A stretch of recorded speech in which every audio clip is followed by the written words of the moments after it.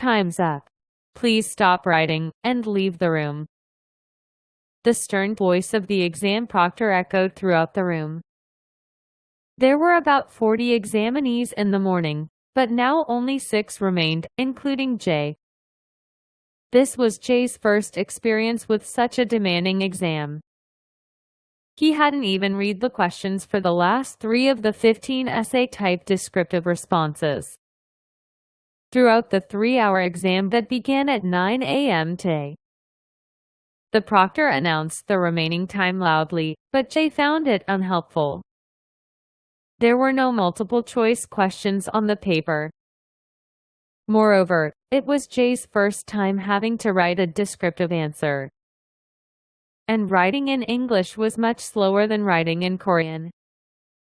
Quietly rising from his desk, Jay glanced at the proctor and walked towards the exit. The clock had just passed noon. As Jay headed toward the spacious parking lot next to the Toronto Real Estate Board building in Scarborough, he walked over to his dark red GM, Sutton, parked in a quiet corner. Jay got into the driver's seat, closed the heavy door with a thud, and turned the ignition key slightly to start the engine. The car slid out of the exit, heading towards the north end of Scarborough, where the 401 highway runs east-west. Jay glanced at the Highway 401 West sign, turned left, and began to gradually accelerate as he entered the highway ramp. During a brief press of the pedal, the car quickly surpassed the speed limit of 100 km per hour. This car is really something. It's been over 13 years, and it still runs perfectly without any troubles, Jay thought, smiling softly as he continued driving down the highway toward Mississauga. The city is situated on the western outskirts of Toronto. Jay knew that there was a high possibility of failing this exam. Unfortunately, Jay fell just short of the passing score of 70 out of 100 marks. Out of the 15 questions, Jay managed to answer only 11. He left the 12th question unfinished due to time constraints. However, Jay comforted himself with the thought that he would definitely pass in the next exam session. Despite moments when Jay wanted to give up on the test, but he was very proud of himself for being able to overcome it and did his best. As Jay was driving along Highway 401 west of Toronto, a sudden memory jolted him the last page of the exam booklet, where he hadn't been able to sign due to lack of time. With a bitter smile, Jay thought to himself, "Well, now this exam seems entirely hopeless." Ironically, giving up completely might be more comforting. This attempt marked Jay's first in over 13 years since immigrating from Korea to Toronto, Canada. The exam was the initial hurdle in the real estate broker licensing process conducted by the Toronto Real Estate Board. If he successfully passed 3 out of the 6 subjects within a year and a half, Jay would obtain a valid temporary real estate salesperson license for 2 years, allowing him to work as a real estate representative. Jay had no prior knowledge of this real estate exam. He simply decided to take on this challenge to achieve something. After more than 10 years of living as an immigrant, his sense of belonging had gradually faded, leaving him feeling powerless. Especially after his older daughter, Jenny, who attended the University of Toronto, and his second daughter, Sunny, left home to study. He felt even lonelier. 7 years ago, Jay and his wife had a severe argument over property issues. And since then, they had barely spoken to each other. Jay hadn't actively participated in the religious community, where most immigrants gathered. As he didn't believe in religion, he felt a deep emptiness. When Jay received the reference book from Toronto Real Estate Board by mail, he was surprised by its size. Unlike the A4-sized books Jay was familiar with in Korea. For a non-English speaker like Jay, encountering such an extensive book was astonishing.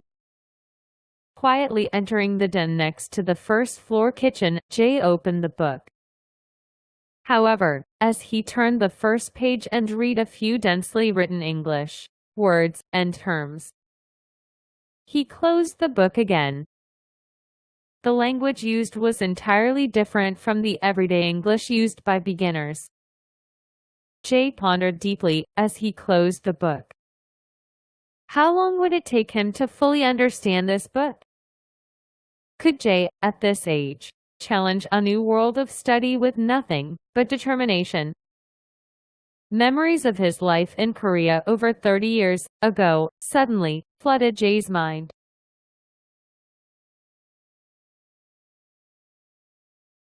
When Jay returned from the Vietnam War and completed his remaining 9-month military service at the front lines in Yonggu, Gangwon-do, it was spring and Jay was 25 years old.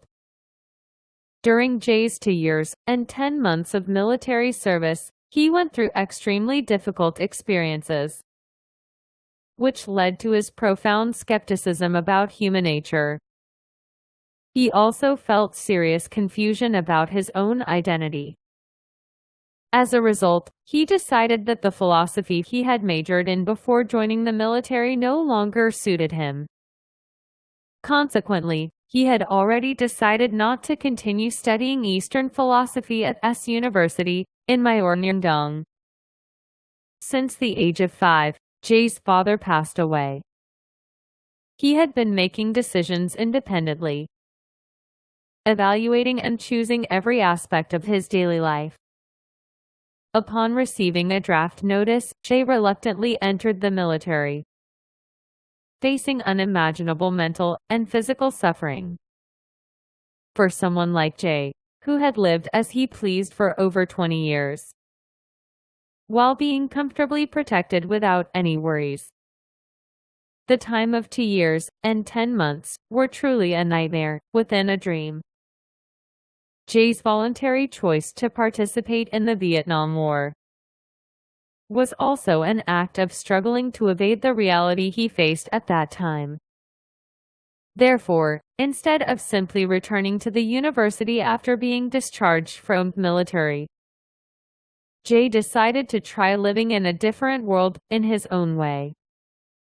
Shortly after his discharge, Jay naturally began to reconnect and frequently meet with friends and senior colleagues whom he served with during the Vietnam War.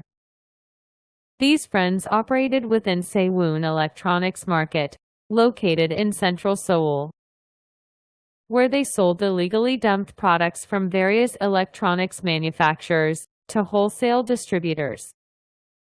Jay was naturally drawn into an unconventional and unpredictable lifestyle, following the behaviors of friends.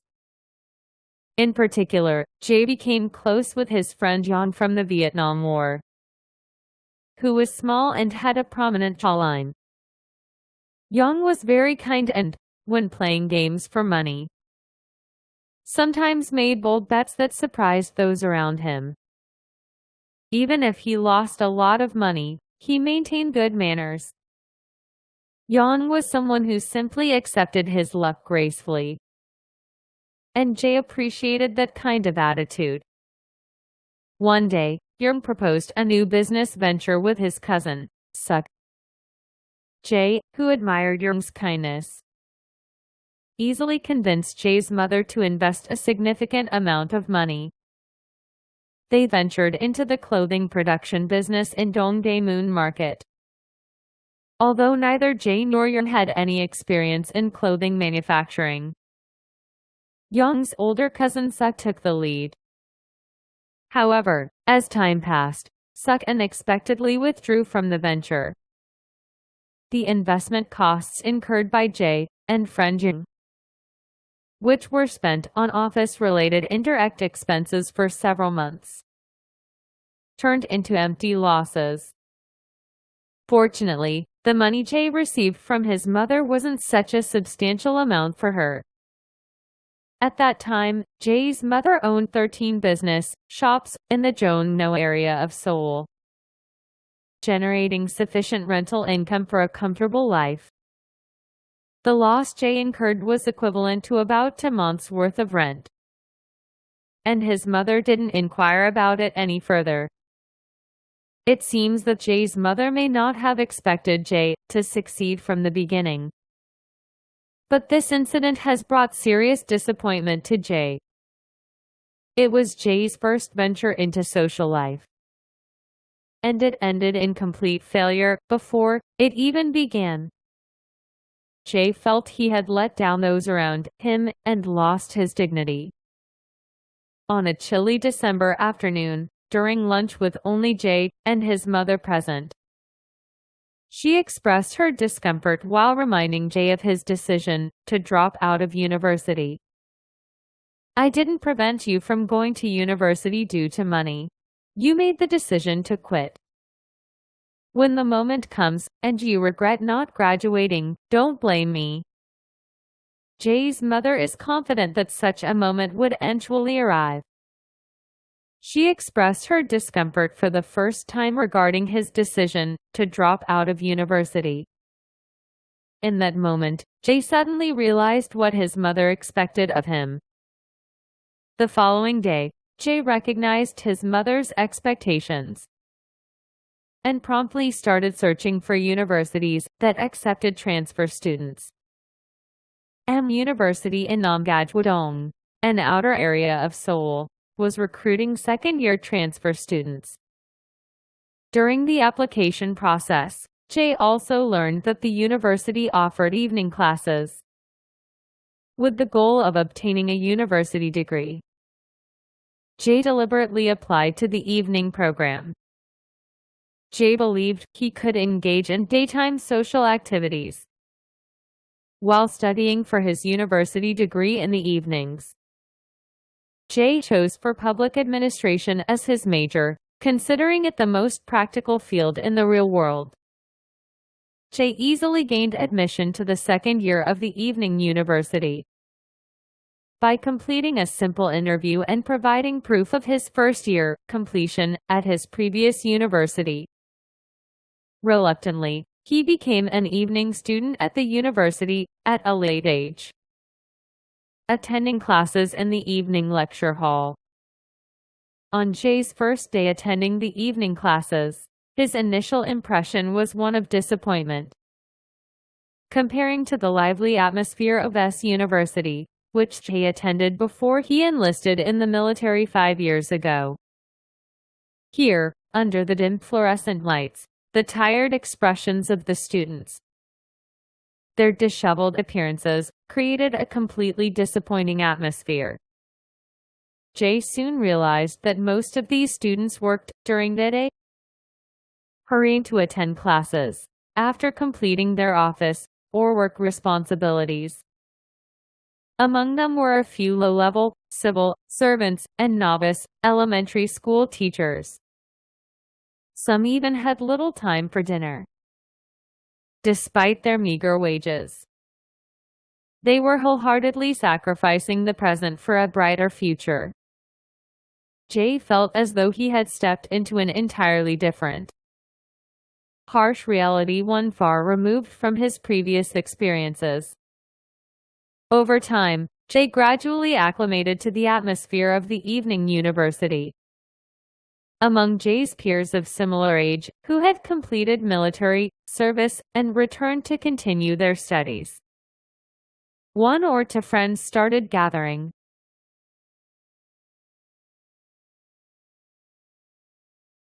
Among Jay's friends, Lee stood out. Despite being 1 year younger than Jay, Lee completed his military service around the same time. Lee appeared intelligent and wise, with a thin, small figure.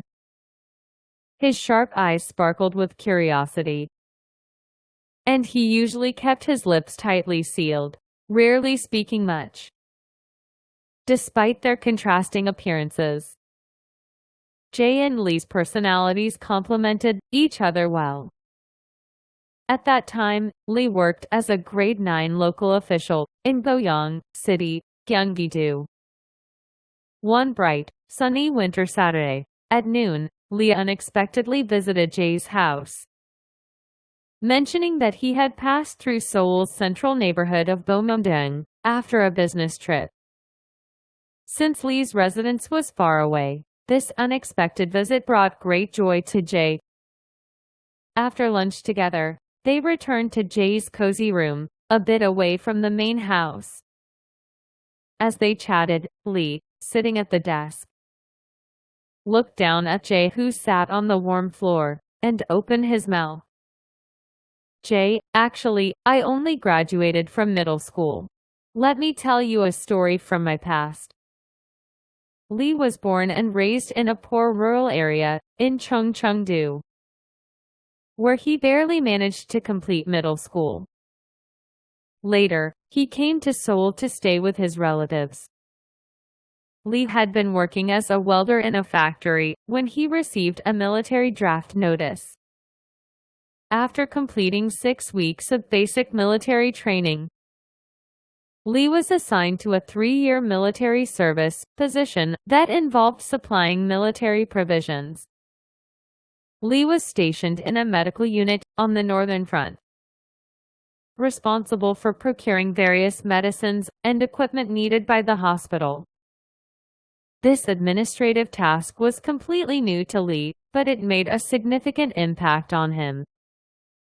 When you roll a pen like this, you gain power, money, and even those arrogant officers who used to act superior try shamelessly to flatter me for a few mysons.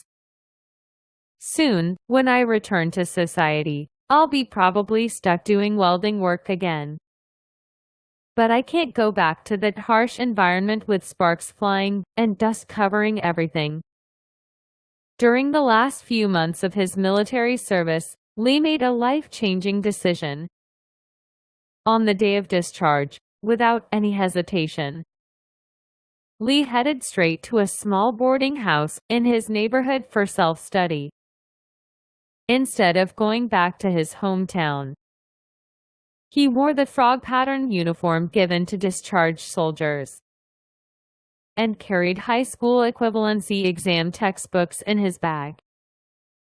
6 months later, Lee passed the high school equivalency exam and subsequently passed the Gyeonggi-do local civil servant Level 9 exam, securing a position as a local civil servant in Goyang City.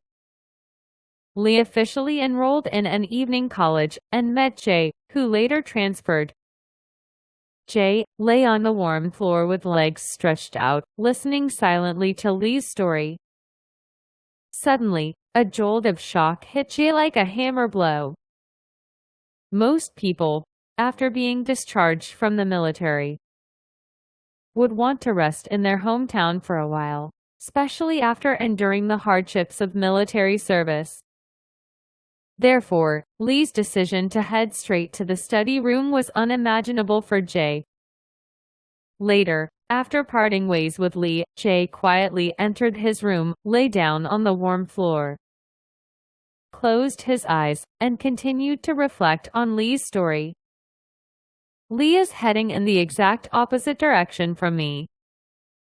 Starting from scratch with nothing, has been conquering challenging goals and achieving a steep upward trajectory on the chart of human life. In contrast, Jay, without realizing it, has been neglecting favorable conditions that others envy and following a downward trend on the life chart.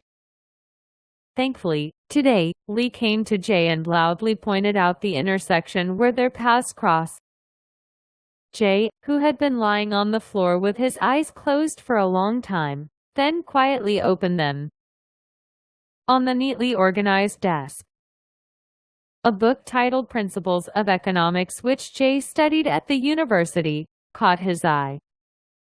In that moment, Jay realized that challenging the grade 7 civil service exam, which Lee was preparing for, was Jay's only way of following the upward trajectory that Lee was on.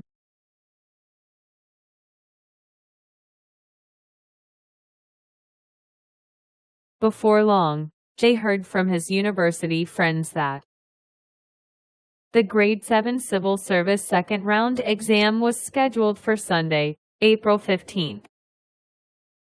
Initially, Jay felt overwhelmed, wondering how he could possibly study all 6 exam subjects in less than 4 months. But Jay had no other choice. On the first day of exam preparation, after finishing breakfast, Jay immediately returned to his own room. He placed a thick introductory economics textbook on his desk and started reading from the first page. Determined, he began reading.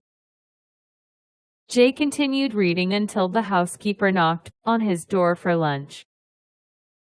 Without any more interruptions, he resumed reading, and by 9 o'clock that evening, Jay confirmed that the book he had read up to this point was about 120 pages.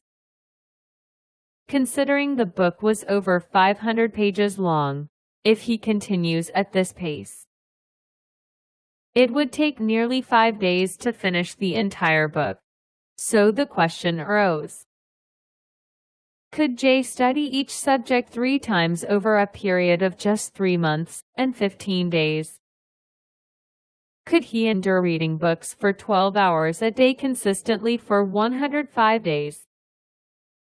Jay thought that if he felt like wearing a frog-patterned uniform and heading to the Gojan on the day his friend Lee was discharged from the military, he could endure anything. Despite Jay's various excuses, his friends kept calling him, but he consistently avoided meeting them. Over time, after a month passed, the calls from his friends gradually decreased and eventually stopped completely. Jay thought about how to effectively read books in 6 subjects. After he finished reading a subject completely, he marked the month and day on the front page of the book. He immediately started the new subject, and after finishing it, he marked the front page of the book in the same way before starting another new subject. Interestingly, rereading books that he had already read once gave Jay a significant boost in confidence. Not only that, but his reading speed also improved dramatically. Jay's reading routine was strict. He would start reading a book except during mealtimes and continue until he fell asleep. However, simply opening a book and reading didn't instantly translate to effective studying. It took usually about 20 minutes for his concentration to kick in.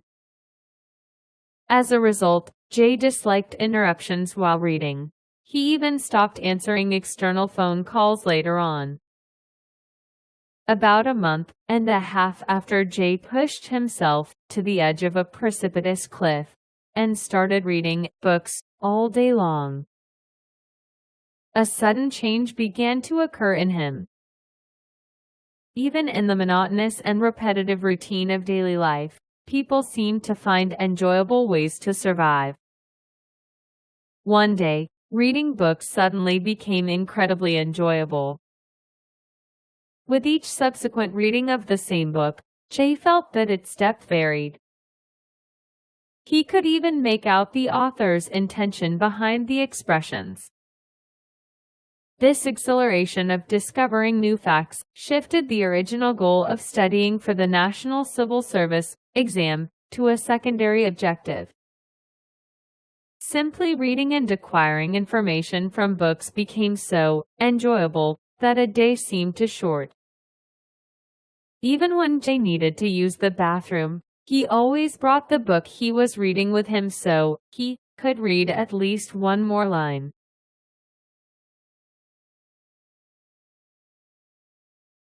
On a drizzly Sunday morning in April, Jay was heading to take a civil service exam.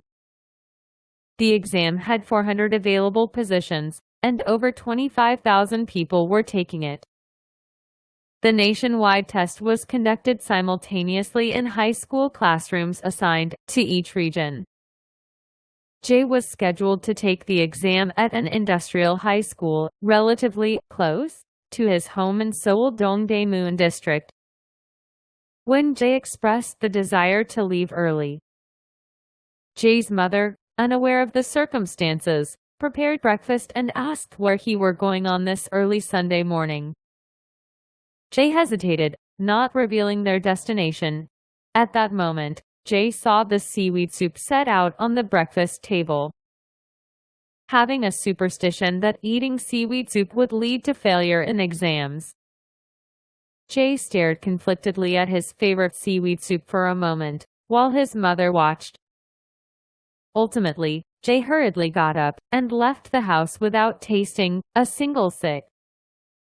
There were so many people taking the test at the industrial high school that 10 classrooms were assigned.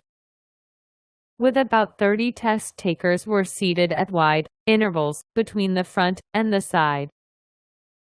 Jay took a deep breath, picked up the test paper, and started to read it slowly. All the questions were multiple choice, requiring you to choose one of 4 options. Jay knew almost all the answers with certainty. As soon as he read each question, the answer to one of the 4 immediately caught Jay's eye. For some questions, the answer even popped into his head while he was reading it. However, when it came to the English section, there were many uncertain parts, such as choosing pronunciation symbols, so Jay was only about 70% confident. Jay checked the test paper and answer sheet once and twice, trying to match them. But there was still plenty of time left. The total test time was 3 hours, but there was over 1 hour remaining. However, there was no reason to stay any longer.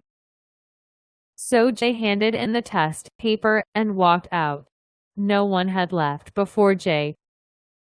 As he exited the testing room, a wide school playground stretched out in front of him. He straightened his shoulders, took a deep breath of the refreshing morning air, and walked confidently across the wide field, looking at the sky where spring rain was gently falling. A smile naturally spread across Jay's lips, and he felt a sense of proud accomplishment that he hadn't felt in a very long time.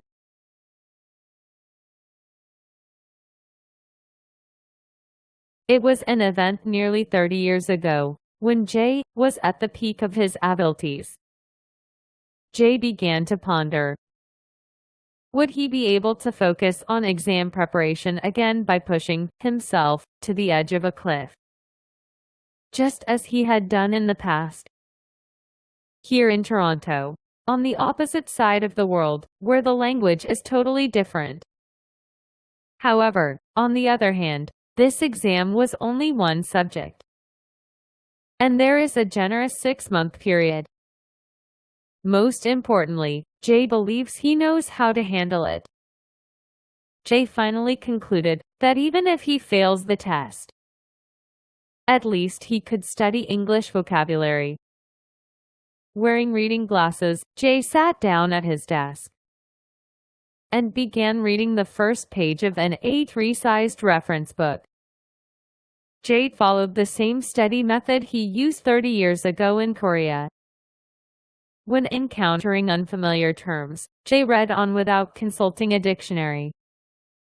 By the time Jay approached the end of the book, terms that he had previously passed by without clearly understanding were imprinted in his mind, and he automatically understood their meaning. Jay couldn't even recall when he had come to understand their meanings. It happened spontaneously. After a couple of weeks had passed, Jay was able to completely finish reading the reference book. The content wasn't complex. It simply explained everyday phenomena. Before immigrating to Canada, Jay had worked as a government official in Korea for about 10 years, handling various administrative tasks for the nation. This experience significantly contributed to his rapid comprehension of Canada's legal system. Approximately a month after finishing the book for the second time, Jay found himself once again immersed in the information written within its pages. Jay thought, "Wow, I've been living in Canada without even knowing about these things." While reading the book, Jay naturally compared Canada's legal system, the purpose of the laws, and safety measures with those in Korean. Jay discovered that Canada's system is perfectly equipped with practical safety measures. One notable difference he observed was that Canada applies most laws in a positive manner. The term positive in legal contexts caught Jay's attention, prompting him to compare Canadian law with that of Korea. In one society, individuals follow laws and regulations strictly, doing only what is instructed by the state or society. In contrast, society allows people more freedom, except for actions explicitly prohibited by laws or regulations. For example, while driving in Korea, making a U-turn where there is no explicit sign allowing it would be considered a major traffic violation under Korean road traffic law. In contrast, Canada's approach is different. At intersections in Canada, drivers commonly encounter signs prohibiting U-turns. Although these signs indicate that U-turns are not allowed, there is an important nuance. If a driver deems it safe to make a U-turn anywhere other than where it's explicitly prohibited, they are free to do so. There's no need to search for a specific U-turn sign. Jay also came to understand why various signs indicating prohibitions and permissions on Canadian roads are applied differently from those in Korea. In Canada, almost all road surface signs are advisory, allowing drivers more choice in their safety. Furthermore, Jay is sometimes impressed by how public officials in Canada handle their work more flexibly than those in Korea. Jay had close acquaintances, Mr. and Mrs. Won, who were well educated and very kind. Also, they were a couple with substantial wealth. Although Mr. Won was 6 years older than Jay immigrated to Canada first. Occasionally, Jay would offer them general advice on removing conditions from their entrepreneur immigration visas. One day, unexpectedly, Mrs. Won, who had been in pretty good health, was diagnosed with stage 3 breast cancer. By this time, 6 months had passed since Mr. Won and his wife had already exceeded the 2-year within investment period. Mr. Won, summoned to the immigration office and attending alone, shared the news of his wife's cancer diagnosis. Upon hearing the story, the female immigration officer immediately asked him to submit their conditional immigrant visas without further questions. On the spot, she crossed out the conditions on their immigration visas with a pen and signed them herself, saying, "Now that the immigration conditions have been removed, please focus solely on your wife's health in the future." Mr. Won shared an incredibly moving story with Jay, expressing genuine gratitude that Canada is truly a wonderful country. If such an event occurred in Korea, based on Jay's previous administrative experience, the responsible public official would not be able to take such action independently unless specifically delegated by law. Perhaps the best decision for the responsible employee would have been to report to a superior. Even at the director or ministerial level, upon receiving this information, they would not have made an immediate decision like that. Ultimately, the top-level superior would have spent valuable time searching for similar cases related to such incidents, only to find no solution in the end. Such actions in Korea are a means of completely avoiding responsibility, either administratively or morally, and no one is held accountable. Fortunately, Mr. One and his wife were able to remove any further conditional immigration restrictions. They promptly moved to British Columbia, Vancouver, which is considerably closer to Korea than Toronto, to ensure better treatment. After that, they were able to make frequent visits to Korea and put forth their best efforts towards her treatment.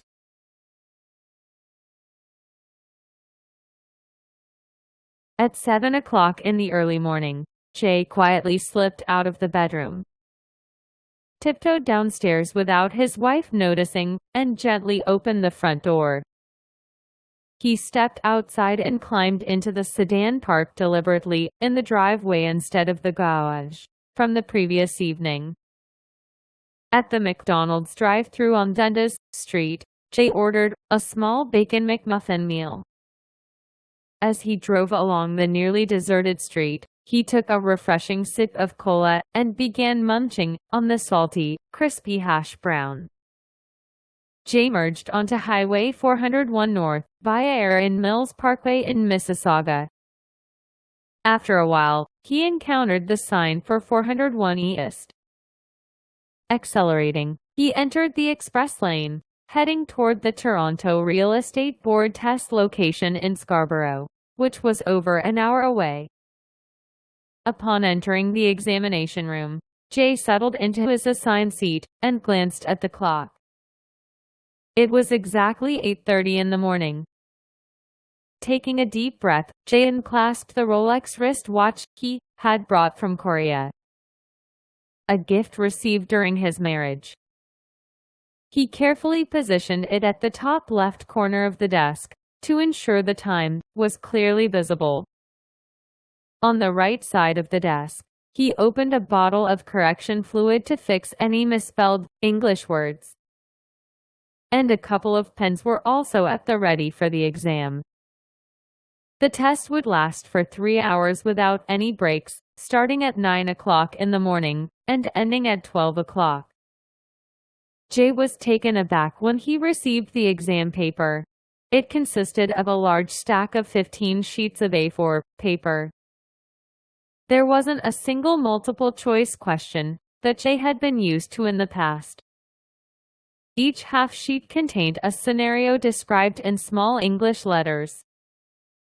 Jay needed to respond as a real estate sales representative dealing with the given situations. According to the instructions, if there wasn't enough space to write answers, Jay could continue writing on the back of the question paper. Reading just the first question took approximately 10 minutes. However, a problem arose while writing the answer. Although Jay knew the appropriate response in his mind, expressing it in English posed a significant challenge. Constructing sentences in English was difficult, and he struggled with appropriate vocabulary, leading to misspelled words. Using correction fluid to erase and then reapply it once it dried completely was time-consuming. However, since the correction fluid didn't dry immediately, there was an incident where, in a partially non-dry state, it even blocked the ballpoint pen's tip. Jay barely managed to answer the second question when he glanced at the wristwatch placed on the upper left side of the desk. To his surprise, the time had already passed 10:20. Jay was only able to answer 2 of the 15 questions by the time almost half of the test time had passed. Since the passing score is over 70 or higher, Jay will fail if he continues solving problems at this rate. He will only be able to solve 5 problems, which is less than 1/3 of the total score. For a moment, Jay felt hopeless. This exam seems completely hopeless, he thought. Jay deeply regretted not considering writing in English and not practicing. At that moment, Jay realized that he would inevitably have to wait another 6 months. Since things had turned out this way, Jay decided to give it his absolute best. As Jay unfolded the third question paper, he didn't bother reading the content of the question anymore. There was no more time. Instead, Jay quickly connected only the important vocabulary related to the question. Then, Jay guessed that this question seemed to expect a certain type of response. It took only 2 to 3 minutes to do so. Then Jay began inserting information he knew, as if he were crazy. The correction fluid was no longer necessary. In some cases, Jay crossed out the incorrect word, and then wrote the misspelled word on top above it again.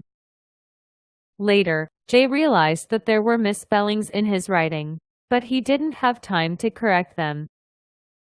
When Jay felt uncomfortable writing English words quickly, from left to right, his body automatically tilted 90 degrees vertically, aligning with the desk, and the answer sheet followed the same direction.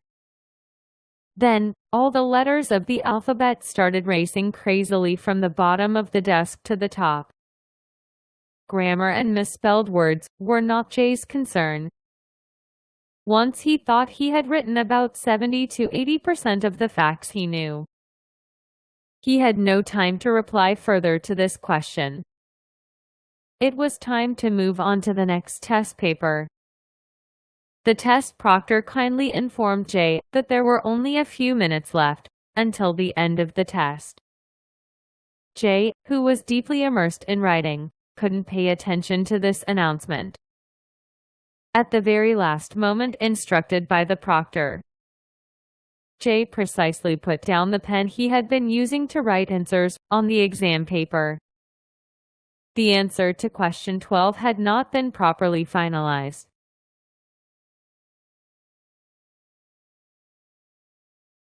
It was a beautiful, sunny morning.